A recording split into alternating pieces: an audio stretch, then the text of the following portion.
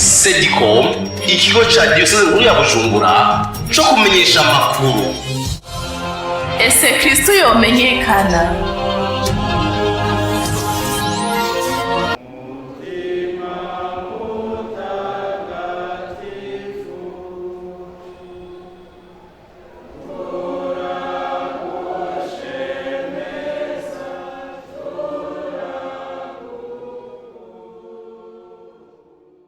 Umujurnaliste w'amahoro, umumenyesha amahoro yimba mu mizi kugira ngo ashikire ku mvo z'ukuri zigituma ivyo bintu biriho. Kugira umenyesha amahoro n'umumenyesha makuru ntuvuga lo phénomène, uvuga icyo bita muri philosophie lo noumène, no kuvuga igituma lo phénomène iriho. Niyo umuntu umujurnaliste w'amahoro aja ico gihe nta numwe nturi kurajyana nturi kurateranya, werekana ibintu bitariko biragenda neza.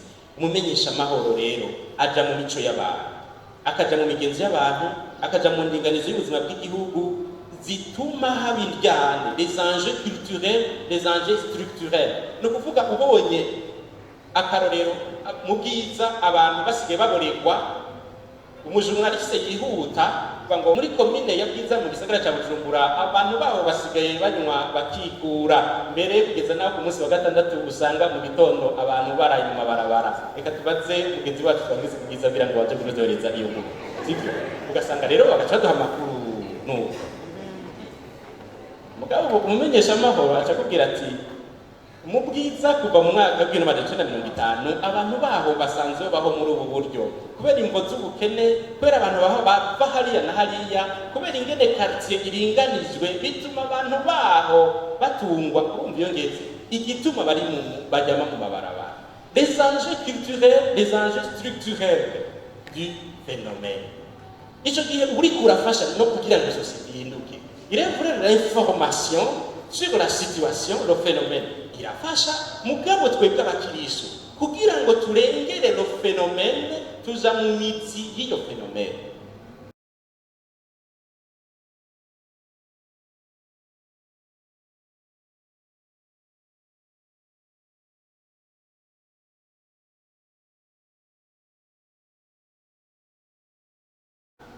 Un reportage sur les accidents, c'est très bien.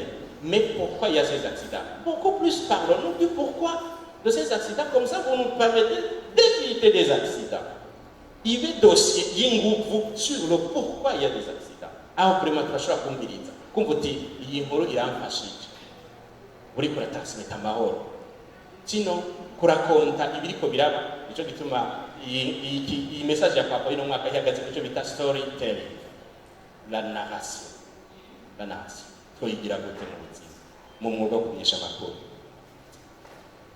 Ico ncari ca mbere kugira tubamenyesha amahoro, ntitugume gusa kuri journalisme fait du phénomène, tuvuge na journalisme de noumène, du pourquoi il y a ça, les enjeux structurels et culturels. Ubwa kabiri umumenyesha amakuru asigura amatati yerekana abayarimwo bose n'inyungu bafitaniye muri iyo.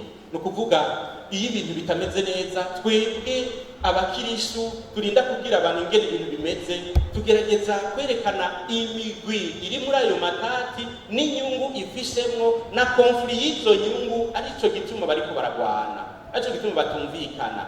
Beaucoup plus non pas ingene bagwanye, mais ico barondera iyo bariko baragwana, kandi nkaberekana bose inyungu A afise n'inyungu B afise, izo nyungu zigoye gushira hamwe, arico gituma bimeze uko. Mbafashije uri karanyumviriza gutegera gusomba ndamubwira ngo ibombora ryatanguye hariya muri banaka na banaka, abo byagenze nuku bateranye n'uzenye, kandi ubu babiri bari kwa muganga. Inkuru ikurikira d'accord, none iyo nkuru twayumvise none afite urumva ko hari ikintu kibuze nk'umunyamakuru umenyesha amakuru, hari mwumva ko ari ikintu kibuze. C'est le phénomène, les groupes en conflit, mais quels sont les intérêts en jeu, zaje gute ucutangura no kumva umengo umuntu ariko arabyumvise cyangwa ngo none wagire uko nuko ntibyo cyabihera kubera ategereye igituma ariko baragwana.